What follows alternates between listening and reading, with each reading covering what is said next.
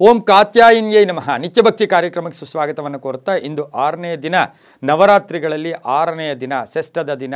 ಈ ದಿನ ನಾವು ಆರಾಧನೆ ಮಾಡ್ತಕ್ಕಂಥ ತಾಯಿಯ ನವಸ್ವರೂಪಗಳಲ್ಲಿ ಕಾತ್ಯಾಯಿನಿ ದೇವಿಯನ್ನು ಆರಾಧನೆ ಮಾಡ್ತಕ್ಕಂಥ ಪರ್ವ ದಿನ ಕೂಡ ಇದಾಗಿರುತ್ತೆ.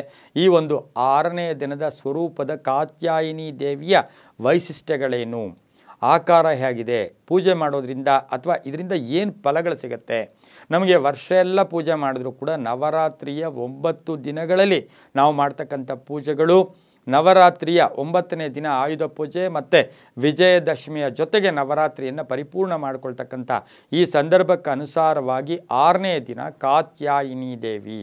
ಈ ದೇವಿಯ ಆರಾಧನೆಯಿಂದ ನಮಗೇನಿರುತ್ತೆ, ಆ ತಾಯಿಯ ಸ್ವರೂಪ ಹೇಗಿರುತ್ತೆ, 4 ಭುಜ ಇರುತ್ತೆ, ಹಾಗೆ ಸಿಂಹ ವಾಹಿನಿಯಾಗಿರ್ತಕ್ಕಂಥ ಈ ತಾಯಿ ಬಂಗಾರದ ವರ್ಣದಿಂದ ಕೂಡಿರ್ತಕ್ಕಂಥ ತಾಯಿ ಕೂಡ ಆಗಿರ್ತಾಳೆ.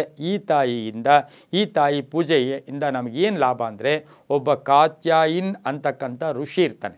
ಆ ಋಷಿ ಏನು ಅಂದರೆ, ತನಗೆ ಪಾರ್ವತಿ ದೇವಿ ಥರನೇ ಇರ್ತಕ್ಕಂಥ ಒಂದು ಮಗಳು ಬೇಕು ಅಂತಕ್ಕಂಥ ಒಂದು ಉದ್ದೇಶದಿಂದ ಕಠಿಣ ತಪಸ್ಸನ್ನು ಮಾಡಿದಂತಹ ಕಾತ್ಯಾಯಿನ್ ಋಷಿಗೆ ಅನುಗ್ರಹ ಕೊಟ್ಟಂಥ ತಾಯಿ ಪಾರ್ವತಿ ದೇವಿ, ಆ ಒಂದು ಕಾತ್ಯಾಯಿನ್ ಹೊಟ್ಟೆಯಲ್ಲಿ ಹುಟ್ಟಿದಂಥ ಮಗು ಕಾತ್ಯಾಯಿನಿ ದೇವಿಯಾಗಿ ಇಲ್ಲಿ ನಮಗೆ ದುಷ್ಟ ಶಿಕ್ಷಣ ಶಿಷ್ಟ ರಕ್ಷಣಕ್ಕೆ ಆಕೆ ಕೂಡ ಇಲ್ಲಿ ಭಾಗಿಯಾಗಿರ್ತಕ್ಕಂಥ ದೃಷ್ಟಾಂತ ಕಥೆ ಕೂಡ ಇದಾಗಿರುತ್ತೆ.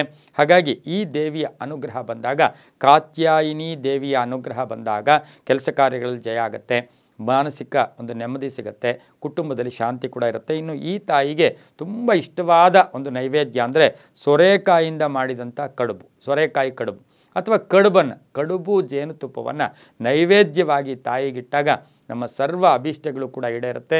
ಆ ರೀತಿಯ ಪರಿಪೂರ್ಣ ಶಕ್ತಿ ಕೂಡ ನಮಗೆ ಬರ್ತಕ್ಕಂಥ ಸಾಧ್ಯತೆ ಇರುತ್ತೆ ಅಂತ ಹೇಳ್ತಾ, ನಂಬಿಕೆಯ ಆಧಾರದಲ್ಲಿ ಎಲ್ಲವೂ ಅಂತ ಹೇಳ್ತಾ, ಸರ್ವೇ ಜನಾಃ ಸುಖಿನೋ ಭವಂತು, ಸಮಸ್ತ ಸನ್ಮಂಗಳಾನಿ ಭವಂತು.